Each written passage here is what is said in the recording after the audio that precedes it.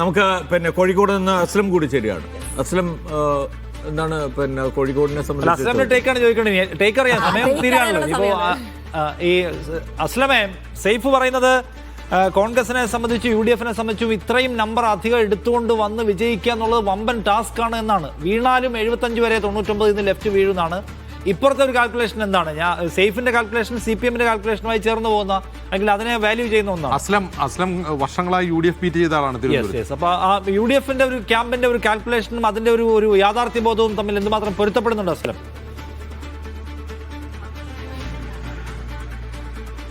UDF പതിവിൽ കവിഞ്ഞ ആത്മവിശ്വാസം പ്രകടിപ്പിക്കുന്ന ഒരു തെരഞ്ഞെടുപ്പായിട്ടാണ് ഇതിനെ കാണുന്നത്. ഒന്ന് പതിവിൽ കവിഞ്ഞ രീതിയിൽ തന്നെയുള്ള ഒരു മുന്നൊരുക്കങ്ങളും അതോടൊപ്പം തന്നെ തെരഞ്ഞെടുപ്പ് പ്രവർത്തനങ്ങളും. ഏതോ ഘട്ടത്തിൽ ഒരു പക്ഷേ കോൺഗ്രസ്, പക്ഷേ മലബാറിൽ നിന്നാണ് സംസാരിക്കുന്നത്. മലബാറിൽ പലപ്പോഴും ലീഗിന്റെ തണലിൽ മുന്നോട്ട് പോകുന്ന ഒരു കോൺഗ്രസിനെ, അതിന്റെ സഹായത്തോടു കൂടി സീറ്റുകൾ നേടുന്ന ഒരു കോൺഗ്രസിനെയാണ് ഒരു പക്ഷേ കഴിഞ്ഞ കുറെ തെരഞ്ഞെടുപ്പുകൾ നമ്മൾ കണ്ടതെങ്കിൽ ഒരു കോൺഗ്രസിന്റെ ഒരു തിരിച്ചുവരവും കോൺഗ്രസിന്റെ ബൂത്ത് ലെവൽ പ്രവർത്തനങ്ങളും കോൺഗ്രസിന്റേതായ ഒരു ക്യാമ്പയിനിങ് കണ്ട ഒരു തെരഞ്ഞെടുപ്പാണ്.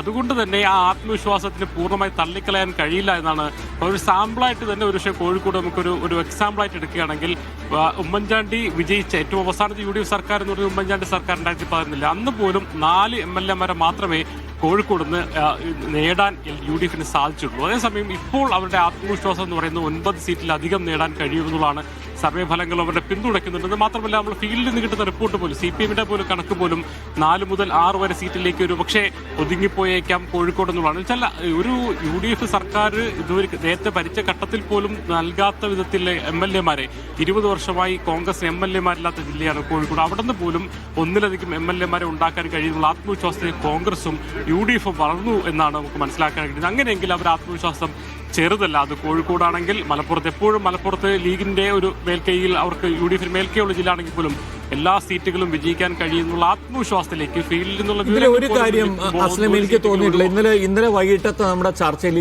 നിജേഷ് അരവിന്ദ് പറഞ്ഞ ഒരു കാര്യമല്ലോ, ഈ കോൺഗ്രസിനകത്തെ പുതിയ തലമുറ നേതാക്കൾ വളർന്ന് അവർ സമരങ്ങളിലൂടെയാണ് അവർ കൂടുതലും ഭരണത്തിന്റെ തണലിൽ എന്നതിനേക്കാൾ ഉപരി സമരങ്ങളിലൂടെ കൂടി വരാൻ കഴിഞ്ഞ ആളുകളാണ്. അവരുടെ ഒരു ഉണർച്ച അത് കാര്യമായി ഈ മലബാറിലൊക്കെ അവരെ സഹായിച്ചിട്ടുണ്ടോ എന്നുള്ളതാണ്. കാരണം KSU-വിന്റെ നേതാക്കളായാലും യൂത്ത് കോൺഗ്രസിന്റെ നേതാക്കളായാലും പലരും ഈ ഭാഗത്ത് വളരെ ശക്തമായി ഉയർന്നു വന്ന ഒരു കാലഘട്ടം കൂടിയായിട്ടാണ് എനിക്ക് ഫീൽ ചെയ്യുന്നത്. അത് എത്രത്തോളം ശരിയാണ് അസ്ലം? അതെ, അതിന്റെ കൂടെ ഷാഫി പറമ്പലിനെ പോലെ യുവ നേതാവ് വരുന്നു, അയാൾ ഭയങ്കരമായ ഊർജ്ജം പ്രസരിപ്പിക്കുന്നു. അത് മലബാറിൽ ഒരുപക്ഷെ അസ്ലം പറഞ്ഞത് ശരിയായിരിക്കാം, ആ നിലയ്ക്കുള്ള ഒരു വലിയ നമ്പർ ഉണ്ടാക്കുന്നതിന് സഹായിച്ചേക്കാം എന്നാണ് കാണേണ്ട കാര്യം. അല്ല, മലബാറിന് ടോട്ടൽ സീറ്റ് കണക്കൊക്കെ ഉണ്ടോ അസ്ലമേ UDF-ന്? അതായത് പാലക്കാട് മുതൽ കാസർഗോഡ് വരെ 60 സീറ്റുകളാണുള്ളത്, നിയമസഭാ സീറ്റുകൾ. അതിൽ കഴിഞ്ഞ തവണ തെരഞ്ഞെടുപ്പിൽ 38 സീറ്റുകൾ LDF, വലിയ തോതിലുള്ള മേൽക്കോയ്മ 38, 22 സീറ്റ് മാത്രമാണ് UDF-നുള്ളത്. അവിടെ നിന്ന് അങ്ങോട്ട് 38 മുതൽ 42 വരെ സീറ്റുകൾ നേടാൻ കഴിയുന്ന വലിയ ആത്മവിശ്വാസമാണ് മുന്നോട്ട് വയ്ക്കുന്നത്. ഏറ്റവും പ്രധാനപ്പെട്ട ജില്ല മലപ്പുറം, ഏറ്റവും പൂർണ്ണമായും എല്ലാ സീറ്റുകളും. കോഴിക്കോട് 8 മുതൽ 11 വരെ സീറ്റുകൾ നേടാൻ കഴിയുമെന്ന് പ്രതീക്ഷിക്കുന്നു. കാസർഗോഡ് പതിവിൽ നിന്ന് വ്യത്യസ്തമായ ഒരു സീറ്റ് കൂടി 2-ൽ നിന്നും 3-ലേക്ക് എത്തിക്കാൻ കഴിയുമെന്ന് പ്രതീക്ഷിക്കുന്നു. വയനാട്ടിൽ 3 സീറ്റുകളും, പാലക്കാടാണെങ്കിൽ 2-ൽ നിന്നും 5-ഓ 6-ഓ എന്നതിലേക്ക് മാറുന്നു. കണ്ണൂരിൽ മാത്രമാണ് വലിയ പ്രതീക്ഷയല്ല, 2-ൽ നിന്നും 3 അല്ലെങ്കിൽ 4 എന്നതിലേക്ക് മാത്രമേ എത്താൻ കഴിയുള്ളൂ. കണ്ണൂരിൽ മാത്രമാണ് വലിയ പ്രതീക്ഷ അവർ വെക്കാത്ത. ബാക്കി എല്ലാ മണ്ഡലങ്ങളും കൂടി പരിഗണിച്ച് നോക്കുമ്പോൾ 38 സീറ്റ് അല്ലെ 40 ശരാശരി 40 സീറ്റുകളിലേക്ക് എത്താൻ കഴിയുന്ന തരത്തിലുള്ള ഒരു ആത്മവിശ്വാസമാണ് UDF പ്രവർത്തകർ. നേരത്തെ പ്രൊഫസർ പറഞ്ഞൊരു കാര്യം കൂടി പറയും. അതായത് UDF-ന്റെ നേതാക്കൾ, നമുക്കറിയാം ഷാഫി പറമ്പിൽ കേരളത്തിലുടനീളം ഓടി നടന്ന നേതാവ്. ഷാഫി പറമ്പിൽ വടകര വന്നതിന് ശേഷം അത് വടകര പാർലമെന്റ് മണ്ഡലം മാത്രമല്ല കോഴിക്കോട് ജില്ലയിലും മലബാറിലാകെ കോൺഗ്രസ് നിറത്തിൽ കോൺഗ്രസിന് ഒരു ആവേശം നൽകാനും കോൺഗ്രസ് UDF-ന്റെ ക്യാമ്പിന് ആവേശം പകരാനും കഴിഞ്ഞിരുന്നു. മാത്രമല്ല നമുക്ക് തെരഞ്ഞെടുപ്പ് സ്ഥാനാർത്ഥികളുടെ ഒരു ഫിക്സേഷൻ തന്നെ നോക്കി അറിയാം. നമുക്ക് കൊയിലാണ്ടിയിൽ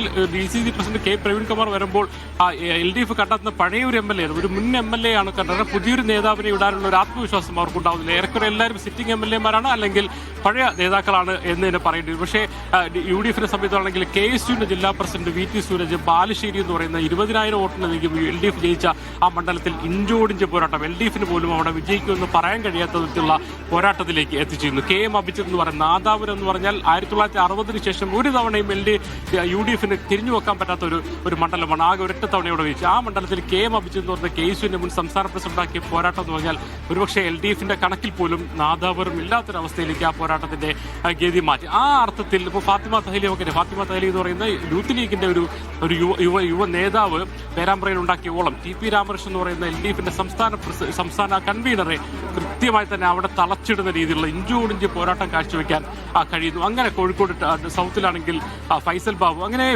PK ഫിറോസ് കൊടുവള്ളി, അങ്ങനെ അതായത് ഒരു യുവനിരയെ മലപ്പുറത്തേക്ക് പോകണമെങ്കിൽ ലീഗിന്റെ യുവനിര, KSU അല്ലെങ്കിൽ MSF-ന്റെ KSU-ന്റെ യൂത്ത് ലീഗിന്റെ, അങ്ങനെ അതായത് ഒരു പുതിയ നിരയെ തന്നെ മത്സരിപ്പിക്കാനും പ്രധാനപ്പെട്ട നേതാക്കളെ വെല്ലുവിളിപ്പിക്കാനും ഇഞ്ചോടിഞ്ചാക്കാനും ഫലം എന്നുള്ളത് ഒരു പക്ഷേ നമുക്ക് ഇന്ന് 8 മുതൽ പറയാൻ പറ്റുള്ളൂ. പക്ഷേ ആ രീതിയിലേക്ക് തെരഞ്ഞെടുപ്പിന്റെ പ്രചരണം നമുക്കറിയാം. കോഴിക്കോട് കഴിഞ്ഞോടെ ഞാൻ ഇവിടെ റിപ്പോർട്ട് ചെയ്താണ്, ഏതെങ്കിലും മണ്ഡലത്തെക്കുറിച്ച് 2-3 മണ്ഡലങ്ങളിൽ മാത്രമേ സംശയം പോലും, ബാക്കിയെല്ലാം LDF എന്ന് പറയാൻ പറ്റുന്ന രീതിയിലേക്ക് LDF-ന്റെ സമഗ്രാധിപത്യം ഉണ്ടായിരുന്ന ഒരു റീജിയനിൽ ഇത്തവണ പക്ഷേ UDF വൻതോതിലുള്ള തൂക്കൽ തൂക്കും എന്നാണ് അവരുടെ ഒരു പ്രതീക്ഷ.